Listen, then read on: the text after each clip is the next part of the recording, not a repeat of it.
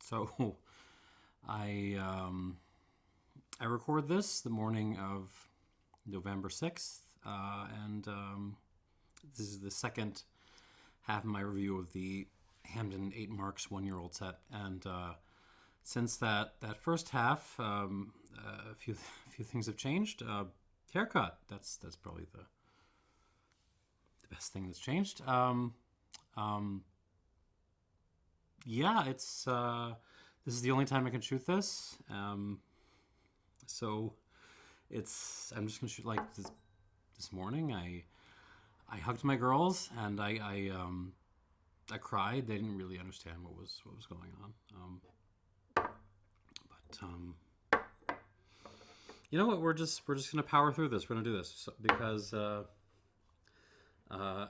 Hampden's great, and let's drink some Hampden. So, just to catch everyone up, Hampden Estate Distillery in Trelawney, Jamaica, makes basically 8 recipes of rum in increasing order of esters, funkiness, if you like. And previously, I reviewed the lowest 4 marks, so the least funky rums they make. And this time, we're climbing the scales up to the very top.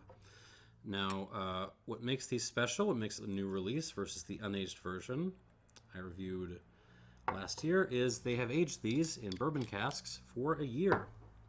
And that's going to make a difference. My worry with this is what I'm calling the aging ditch, the kind of initial drop in quality you get when you throw something in a barrel. That did come up in the first video, but we're gonna hope these higher marks show. I mean, they're not going to show well because these are just fabulous distillates. But we're going to hope they show less impact from the ditch than the previous ones. All right, let's go through these, starting out with Diamond H. Now, there's also C Diamond H, which is coming up soon. But this is regular old Diamond H, which is, it stands for Diamond H. This is 900 to 1,000 grams per hectoliter of esters. And it ferments for 10 days. So 3 days of alcoholic fermentation and 7 days of what they call dead wash, which is, it's acetic conversion, but there's got to be other stuff going on there too. So let us stick our nose into this and see what we got. See if I can pull myself together for this. Even on dark days, like, I mean, good spirit is good spirit. Initial impression, it smells a lot like unaged Diamond H, which I tasted in the previous set. Which has me a little bit worried because something similar happened to the HLCF in the last review, where it just smelled like it didn't even smell like aged HLCF initially. It smelled like just sort of a blunted version of HLCF. This one doesn't feel as blunted. It feels like I'm getting flowers and rocks turning back into, back and forth. That's a distinctive high ester Hampden note. I am getting orange rind, pineapple, blueberries, raspberries. Just lots of berries, lots of fruit. A little bit of a rosewater note.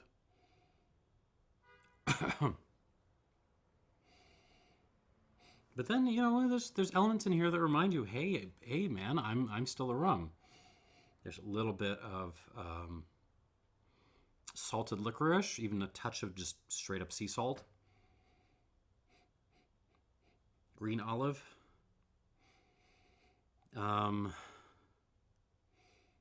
Something herbaceous, a very light, almost a sage note. Cherry cola, sure. I'm looking for vanilla, and I'm sure it's in there, and I'm just not. it's just not rising to the level of perception. There is a little bit of almost a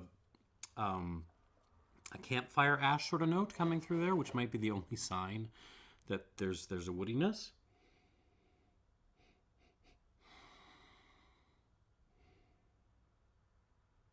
Yeah, I'm swear, guys, I'm looking for wood, and it's just not punching through. So let's see what happens on the palate.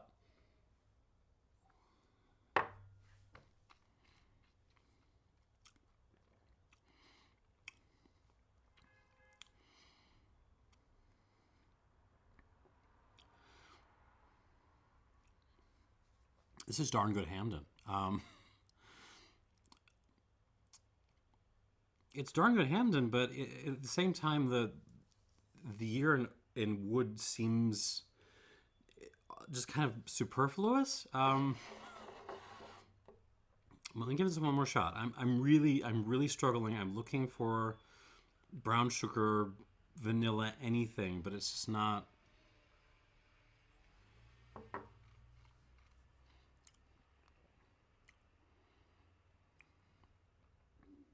But you know what? Who cares? This is fabulous.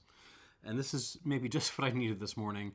Palate kind of follows from the nose. So we are getting tons and tons of rocks and flowers. We are getting brininess. We are getting some fennel, some licorice, mixed olives, tons of fruit, tangerine, mandarin orange, pineapple again, blueberry, blackberry, raspberry. A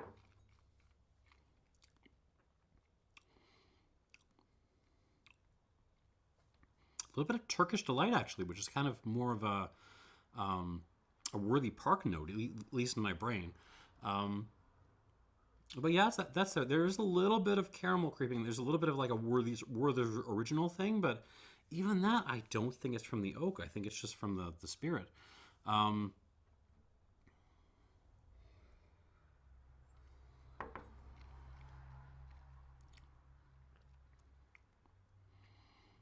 Stuff going on. Maybe a little bit. There's some white pepper in there. Little hints of ashiness again. Just like, like you picked up a little bit of campfire ash and you kind of chewed on a little bit. Just a touch, just a little hint. There's a hair bit of tobacco, like almost a black Cavendish kind of thing. But yeah, overall, it hand this to me in a black glass, and I would probably think this was unaged. I really would.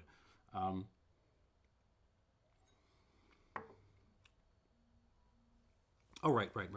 I'm sorry, I forgot to mention. All these bottled at 52% alcohol by volume. I'm going to give this, 2.5 squirts? We'll come back to it.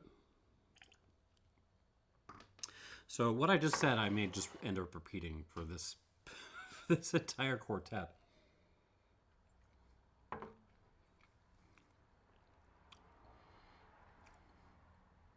It's just the wood is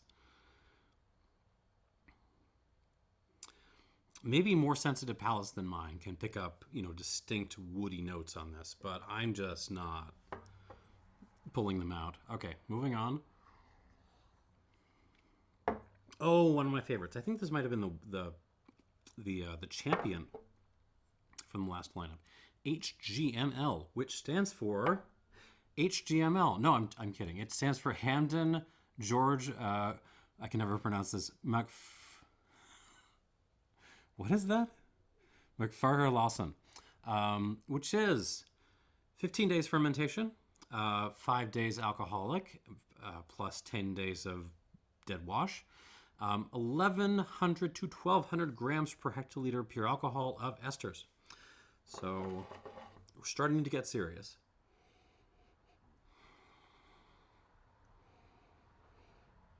On the nose, again, 52%. These are all 52%. Aged in ex-bourbon for a year.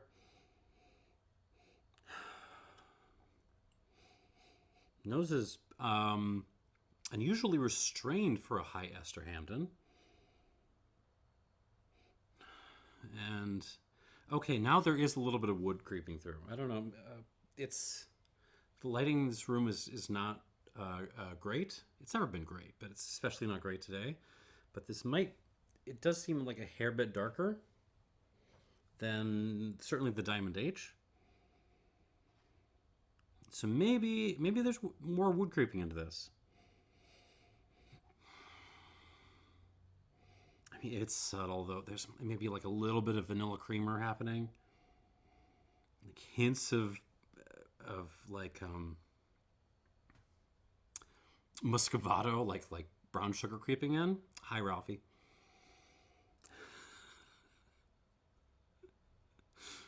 Glad to see Glenlivet Caribbean Cask getting a high score. Jesus. All right. What else is there? I mean, then you're getting Hampden. So, rocks, flowers, blueberry pie, all the berries. Actually, there's a little bit of cherry creeping in here. Like a little bit of those the little cherries, the ones that are a little bit small. Just cherry. Let's go with cherry. Not complicate this too much. Fennel. There's a bright. There's kind of an acidic note coming through. What is that? Almost like a berry mash or something. Like you just pulled. So, well, I was voting in line at elections here in Chicago. Oh my God, Illinois only. We pulled it off. We were like 5 points over. Jesus Christ, Illinois. While we were waiting in line, my eldest daughter was bored and she was pulling berries off the bushes nearby, and she was really only going for the unripe ones. So this feels like you kind of mashed all those unripe berries together and you smelled it. That's kind of what this is doing. There's some basil happening. There's more fennel, green olives, black olives, that cherry cola note, although it's pretty subdued. I mean, the whole thing, compared to the Diamond H, feels sort of subdued. The detail is there, but you have to fight for it. I think that's just the effect of the wood kind of creeping in a little bit faster on this one. I'm not saying wood is bad. I'm absolutely not. I'm saying bottling things early is too bad. Is bad on the palate.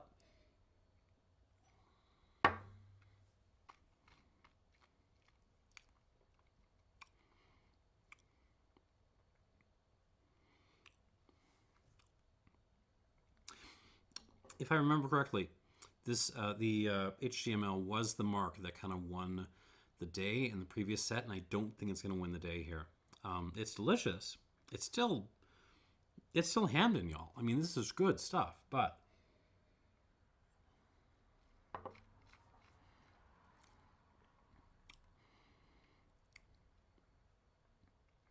the distillate just feels kind of flattened. That being said, a flattened Hampden is high ester Hampden is still a Hampden. I mean, so yeah, unripe berries, blueberries, blackberries, a little cherry again, but this time you are getting that kind of brown sugar note, some vanilla, campfire ash again.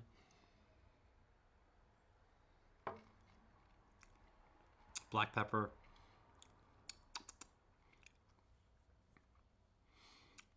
Rocks and flowers, all that stuff.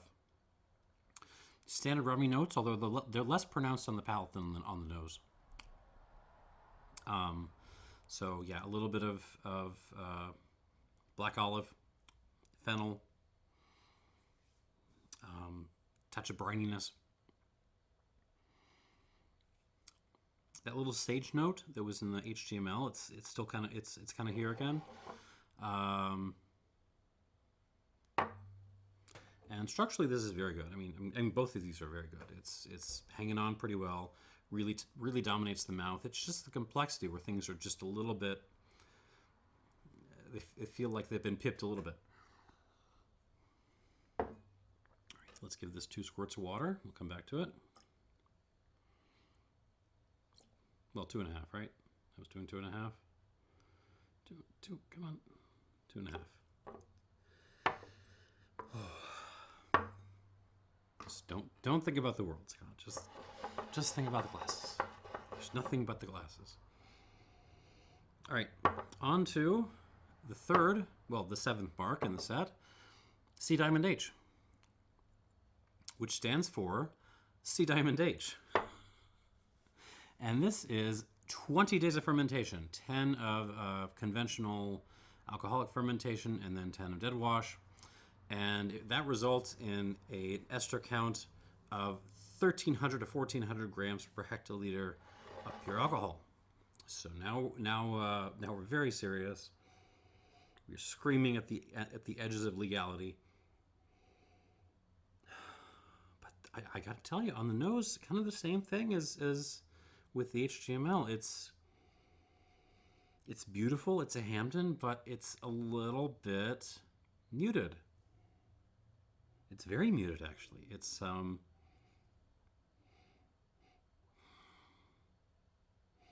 rocks, flowers, Smarties, a little bit of Skittles.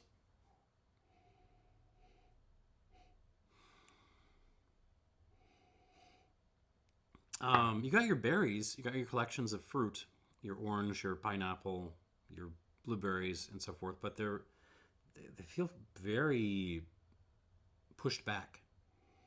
They've been pulled back in the mix. And yeah, on this one too, there is a little bit of wood creeping through. So vanilla creamer, a little ashiness,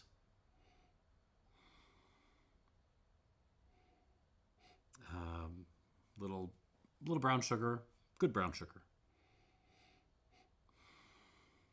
Fennel, olives, mixed olives. Herbaceousness,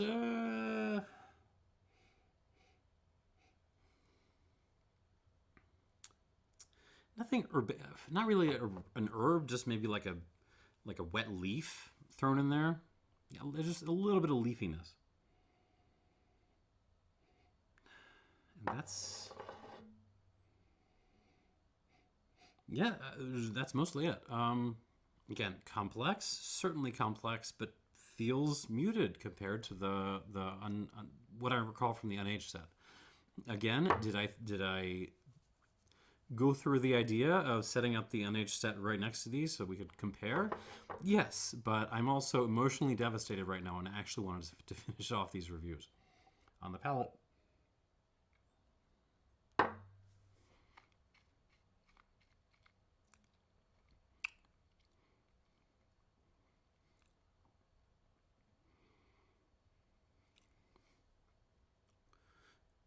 Weird.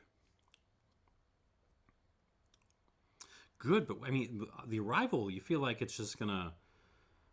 It feels like this big hulking beast that's just getting ready to like stretch out and explode in your mouth, and then it kind of does, but it's just like a little. It's just a little meh. One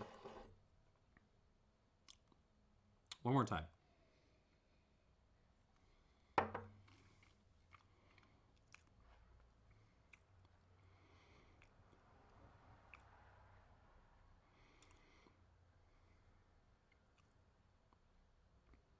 I mean, on points, like, evaluated on conventional standards, yeah, this is good. This is very, very good indeed. But compared to the unaged Hampden, I think I might prefer the unaged Hampden. It's so you got a lot of floral, rocky stuff up front, a lot of grungy, olivey stuff kind of in the middle, decent enough finish. There's some like salted toffee going on, the little salted caramel happening, like old school candies. Smarties in there too, some Skittles.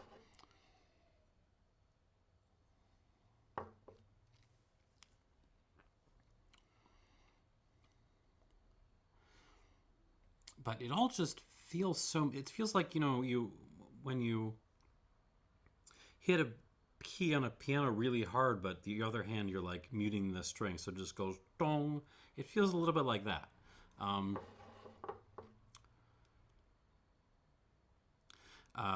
Yeah, lots of similar Hampden-y sorts of notes, rocks, flowers. Slightly herbaceous. We're getting into bright leafed Carolina tobacco here.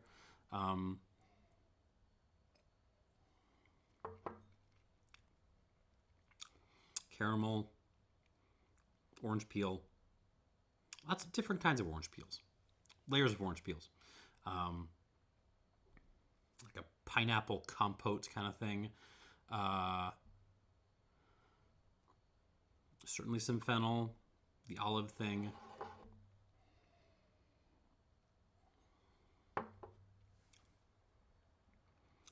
I don't know. I'm going to score this.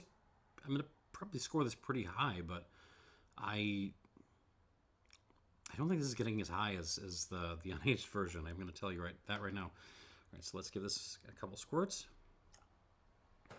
and we'll move on to the top mark. Let's see.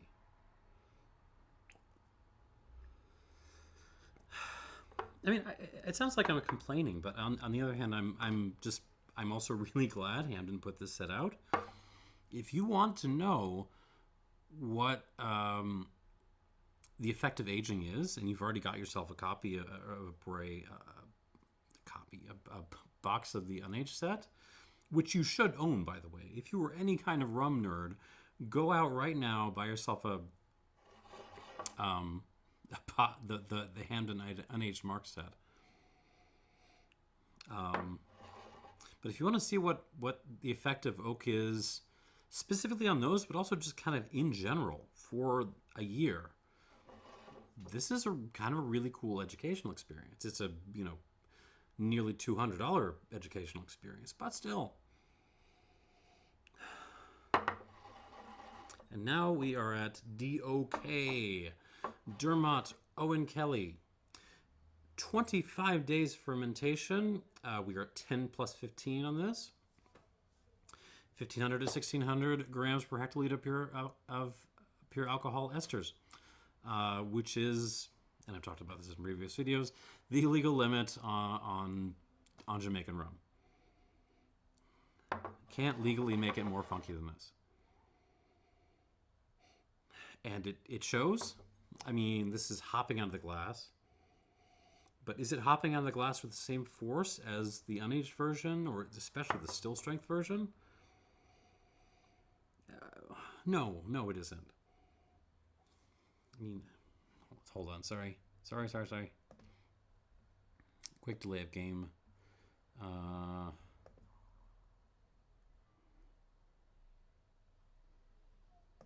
Okay, all is well. Thank you, sorry.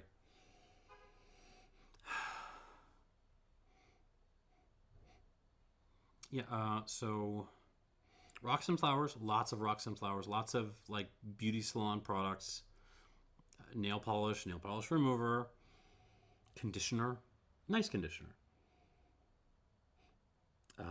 like hand oils, lotions.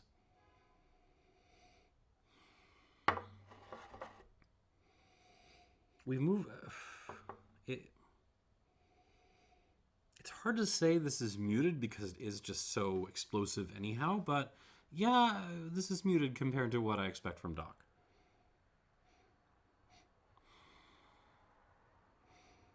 Are you still getting cherry cola? Are you still getting, I don't even know, rummy notes? Yeah, there's like one little fennel seed in here, maybe like half a black olive, to remind you that this is rum. But really, it's all about the fruity madness, rocks and flowers, beauty products, baskets of fruit, like rotting pineapple, rotting orange rind.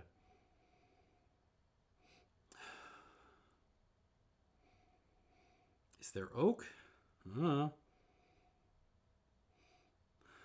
This is another one where I'm having trouble detecting like overt woody notes. I was kind of getting in the middle too, but this one is another one where I really have to like struggle. There's a little bit of that kind of ashiness, the campfire ash thing. I mean, there's again that kind of caramel thing, a little bit of like old school candy. But I don't think that's the oak. I think the oak is just kind of not punching through. It's just maybe pulling things back a little bit. Again, go back and watch the ditch video. On the palate.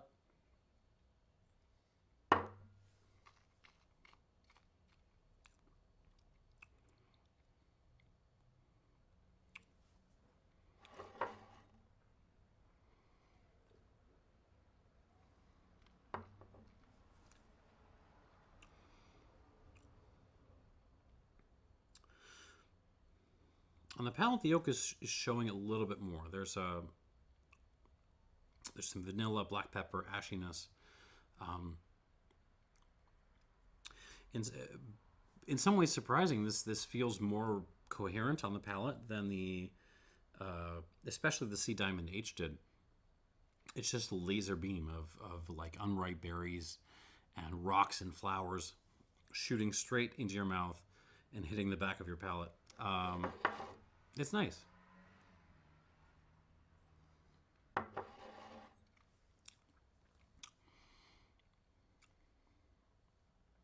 some other stuff in there. Baskets of berries, orange peel, pineapple, some baijiu-y stuff, licorice.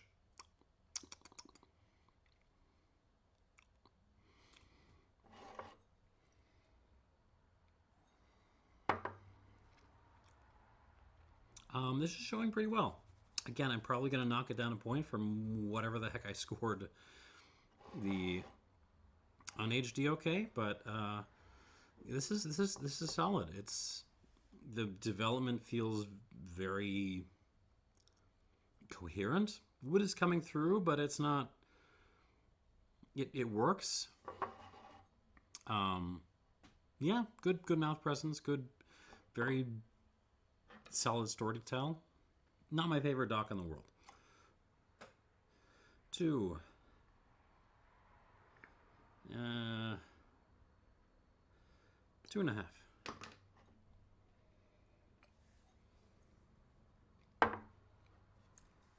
And let's go back through. Back to the Diamond H. Again, I think this is the lightest color of all these, which maybe if that correlates with wood influence, that would explain a lot of how this is behaving.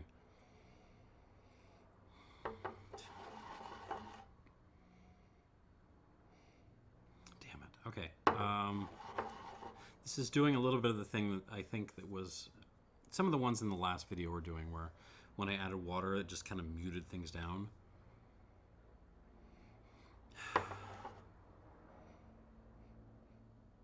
Yeah, still biased to Hampden, but it definitely feels like it's withdrawn a little bit, and I haven't like drowned this. It got a score and a half. This is still over 40%.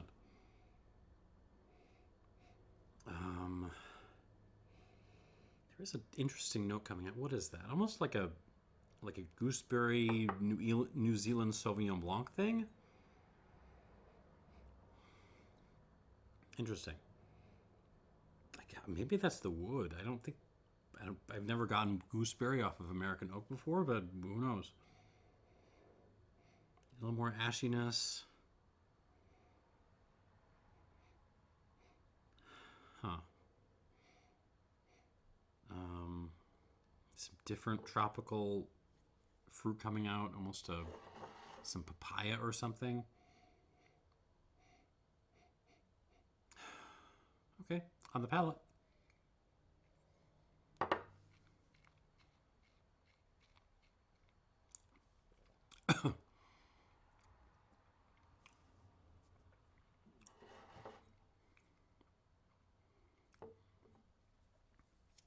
Again, put this in a darkened glass. Aside from, unless I picked up on the ashiness, I might not guess that this was aged. Like, the oak is just not coming through.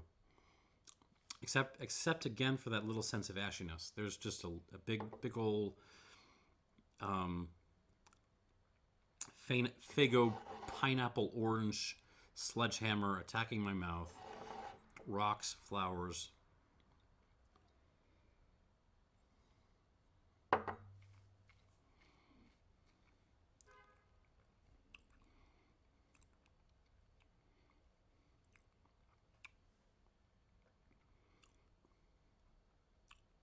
This is good. Adding water has firmed up the mouthfeel a little bit. Not that it was really having trouble before, but it's firmed it up. Overall, the structural components are just have a little bit more meat on them.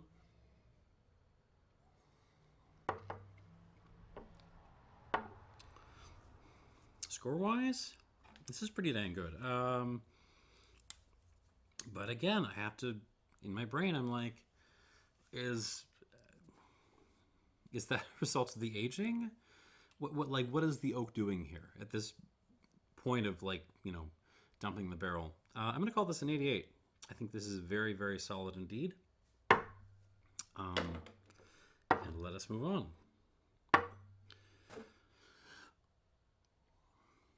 All right, back to the HGML. Again, this was your winner, I think, if I remember correctly. I think this was your winner. I have the window open somewhere, and I can't find it. I think this was your winner in the NH Smart collection, and I don't think it's going to win this one.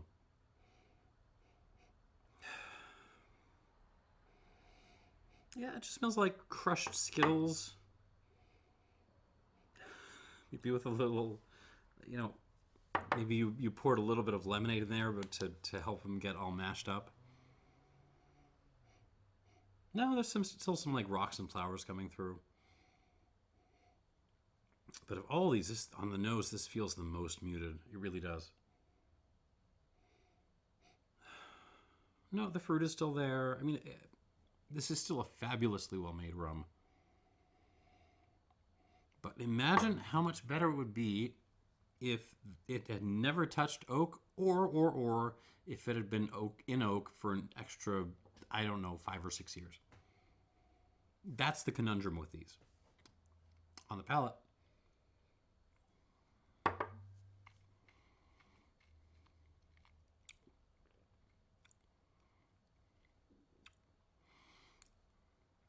And it's the mouth length that falls off. It's still good though. So finish is still holding on. It still has this very bright, you know, sour blueberry kind of component to it. But there is, like, it is just hitting a brick wall as it tries to get in the back of my mouth.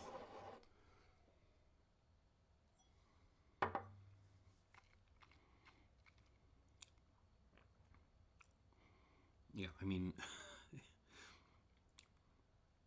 I'm getting some oak. The oak is coming out a little bit. There is some, like, vanilla-y, vanilla brown sugar, that kind of complex coming through. Some ashiness, some white pepper.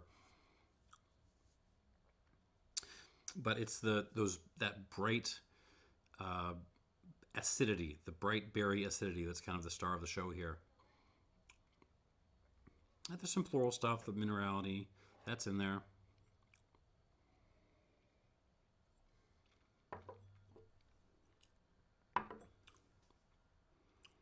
It's good. I like this. I like this a lot, but I don't love it, and Hampden can do better. So I'm going to give this a somewhat disappointing 87 minus. 87 minus for HGML 1-year-old. Which is a little bit of a drop from last year.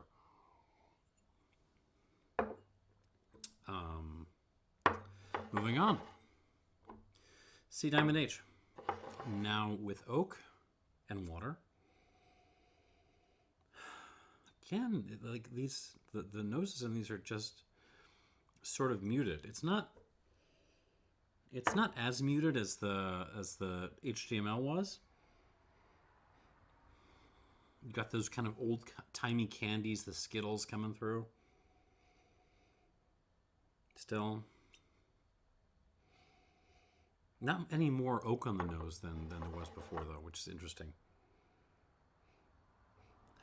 Yeah, I mean, if anything, the nose is kind of pulled back even more hair, but it's still not losing to the previous glass.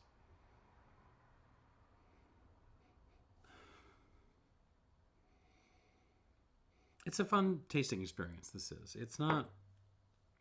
I don't know if this is one I would recommend for your personal pleasure, but if you want to split a set among friends just to see what the oak does, yeah, this is fun on the palate.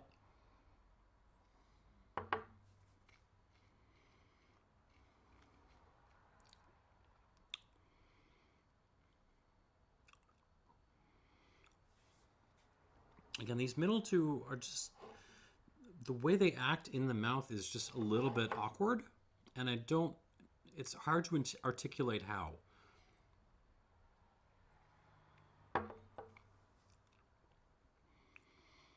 Yeah, the mouth length isn't the best. It's getting past my molars, but not that far past. Finish is hanging on very well, but maybe not as well as it would as the unaged version. It just feels like the transition from the front to the mid palate is it feels awkward. It's like having a tall second gear or something. I don't know.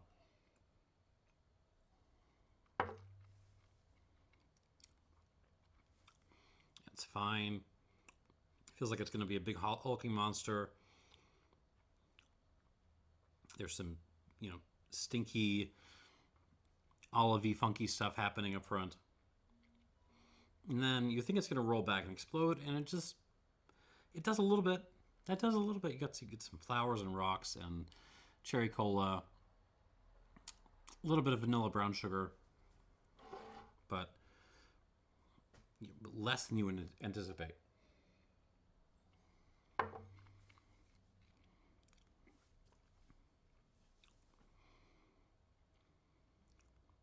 Black pepper. It's fine. I mean, maybe I'm being too unkind to this. It's fine. It's nice, but it's not my favorite on the table.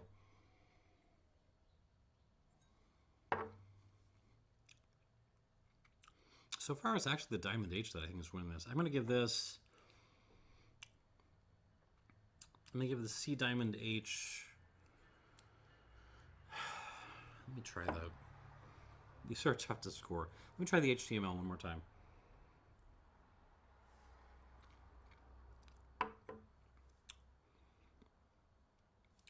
Try the Diamond H one more time.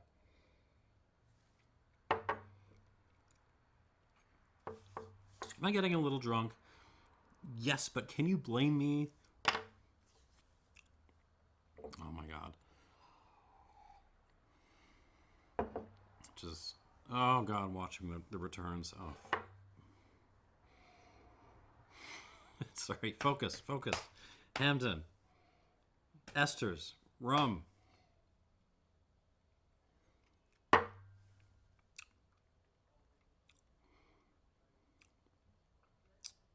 You know what? No, I'm being unkind to this. It's pretty close to Diamond H. But it still feels like it's being cramped. So I'm gonna call this an 88 minus. 88 minus. Let's move on to the DOK. On the nose, ooh. I mean, yeah, is it in the ditch? Kinda, but there's no keeping DOK down. It's just gonna punch through whatever the hell you put it in. Put it in a bad, ex-Bordeaux quarter cask. It's still gonna be DOK, y'all.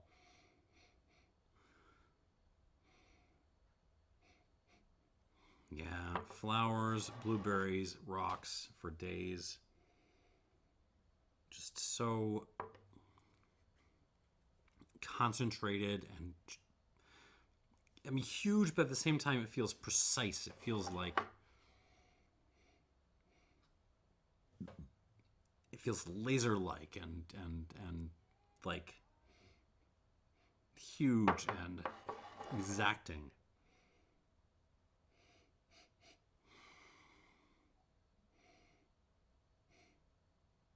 Yeah, this might be... Yeah, this is the best nose on the table, actually.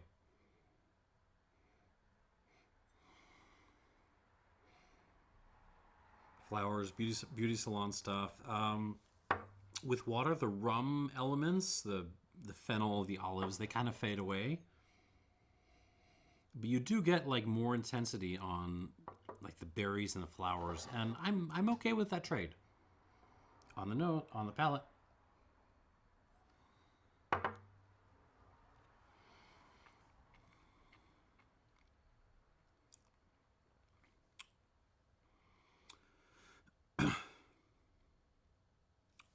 I think this wins the set. It did not win the previous set. I think it wins this one.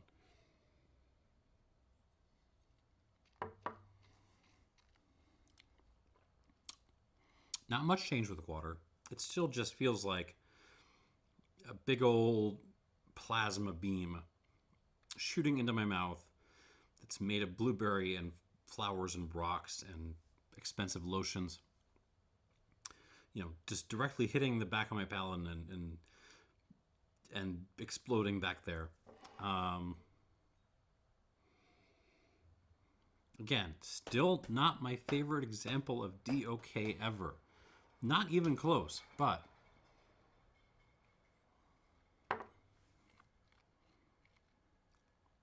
it's a big old rum, and it feels like the other stuff in the set is just... It feels like I can't step with this. Oak-wise? No. Not really. I have to put the unaged DOK next to this to be sure, but it's...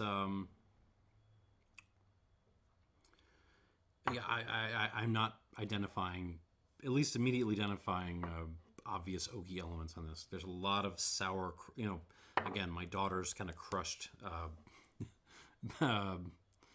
election line berries.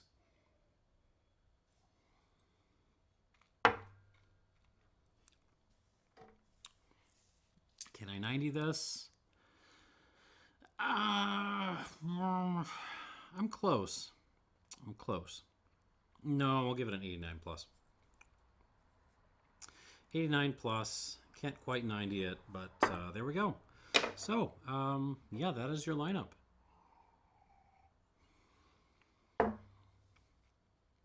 So what do we got here? Yeah, so as far as this flight goes, last place, HGML with 87 minus. Again, this was your winner. At least, well, my winner in the previous set. So it's come down a little bit. Oak is not helping it out. I don't know if Oak is helping any of these. The DOK might not have stepped down. I can't remember. Next up, Sea Diamond H, 88 minus. It's just not. It's a little muted, and it's not quite as good as the Diamond H, which is just...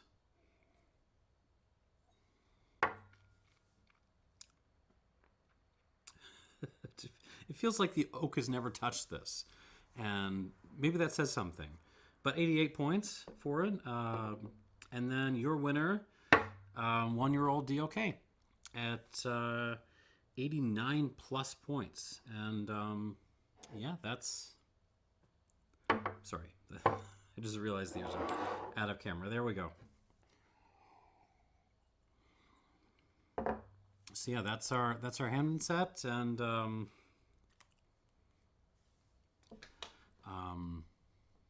yeah, I don't know how to close this.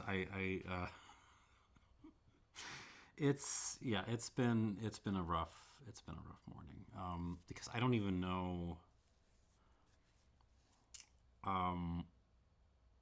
screw it. I don't even know to what extent I can continue this channel into next,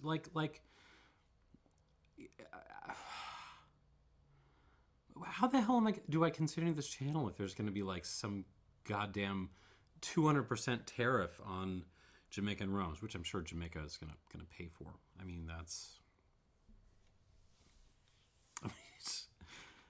I mean, global trade war with everyone for reasons, and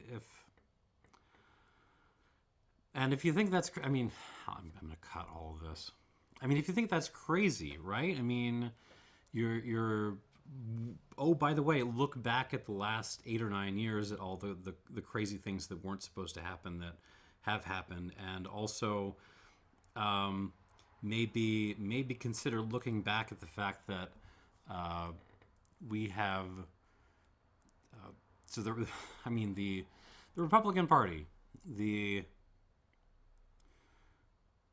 how do I put this nicely, the authoritarian, far-right conspiracy theory death cult of American politics has won a resounding victory and paid absolutely no price for being completely crazy and for extremist politics. They paid no price for Dobbs. They paid no price for January 6th. If anything, they were rewarded, and they were rewarded for incompetence in governing. We gave these people a mandate last night, so yeah. I mean, what am I gonna do when all of a sudden, like, we're in a trade war with France and I can't get Armagnac anymore because, or if I do, it's 4 times the price of what it was. Like, what? I mean, and like, I have 2 daughters, right? I mean, what am I gonna do if God forbid, like, one of them gets assaulted by some maniac, and the Republicans have passed a nationwide ban on abortion. Like, and don't think they're right now, as I'm looking at the polls, they're up. They've got 52 plus in the Senate and going. I mean, so like Murkowski, Susan Collins, they're not even a speed bump. And again, if we just, they have been rewarded for being crazy, so don't think they won't do it. So what do my girls do? Like, does my daughter fly up to Toronto for basic medical services and hope J.D. Vance doesn't find out? I mean, I just took them to get COVID and flu vaccines, and like, what happens next year when RFK Jr. is in charge of the, like, American federal health system? Like, what happens when there's just when vaccines are against the law? And don't tell me it can't happen, because again, they were just rewarded for being crazy. And oh, by the way, I think there are counties in Iowa that have already banned the COVID shots. So, am I going to have to go on the black market and, buy contraband Chinese vaccines from, in a back alley somewhere? This is stuff I have to think about now.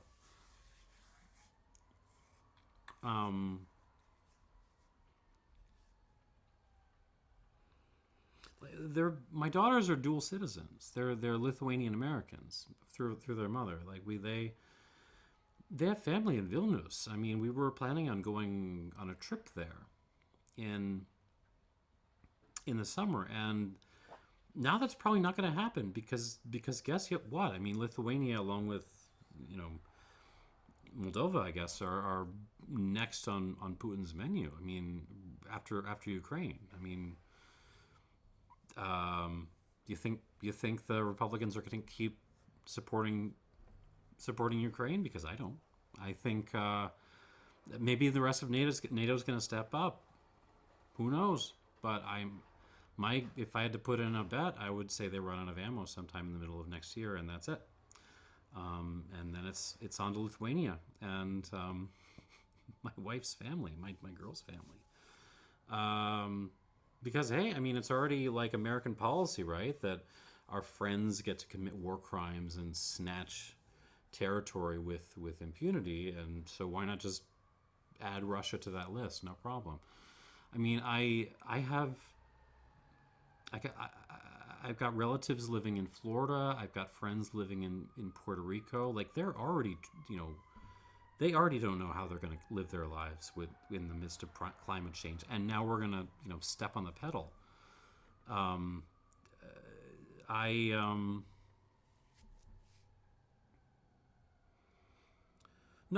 So now I'm just like in this position where I have to think about how do I protect. How am I going to protect the people that I love and care about?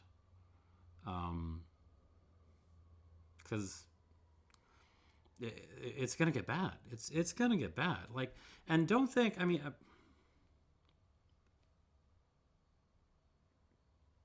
maybe I will keep this up. Maybe I will keep this. Because don't think that none of this stuff is relevant to the stuff I talk about in this channel.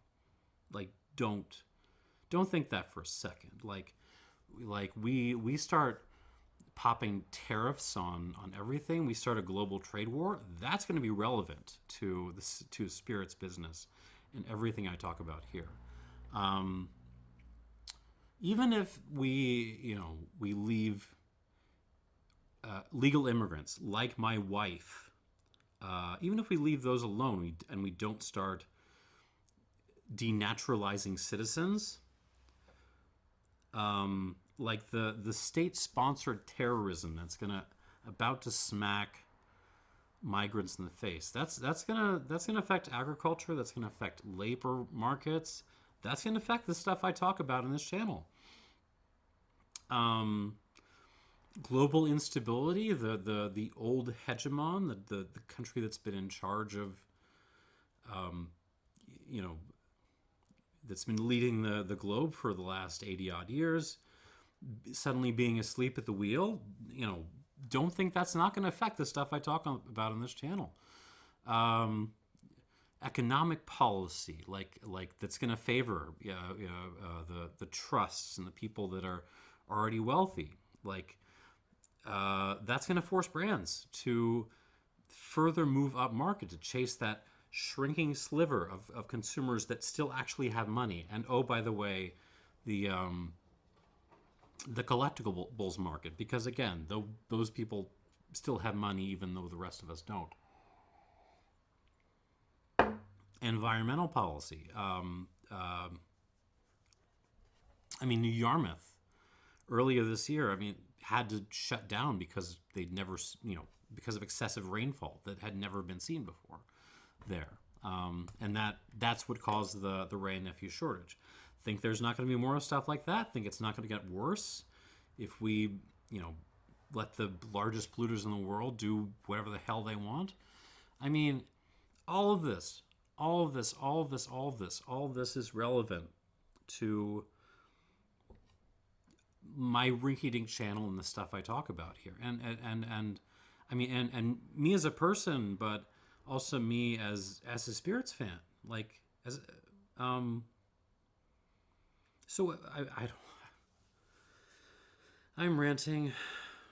I need to rant maybe, but what am I going to leave you with this? I want to leave you some kind of message. It's not going to, okay, maybe to speak to you as a person, it's not going to be good. Like it's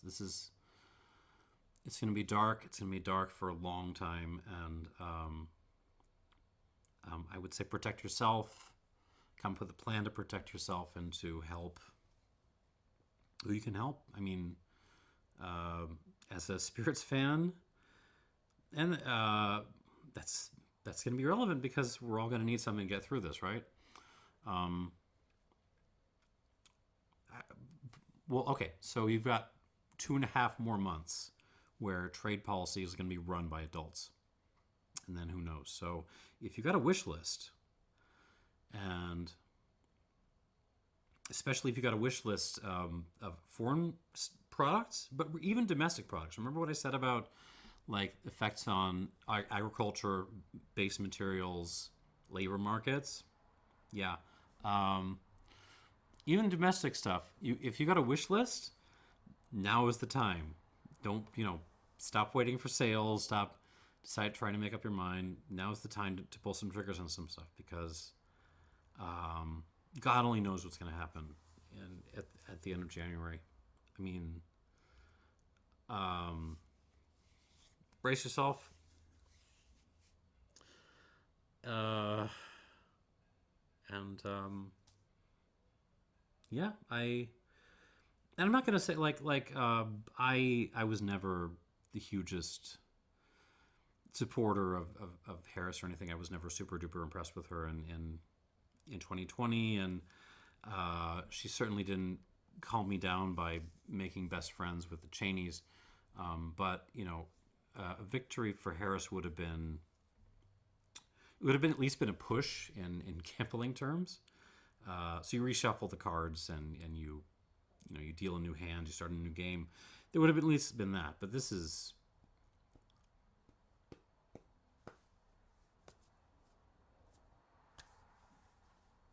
bad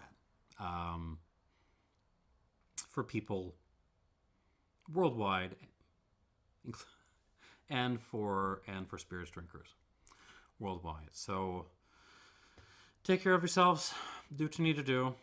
I'm leaving this in. I might even put this up early. Screw it. Hampden's great. I wouldn't buy this set unless you're a nerd. Go buy the unaged set. I feel like the quality's a little bit better. Thanks for watching. God help us, and cheers.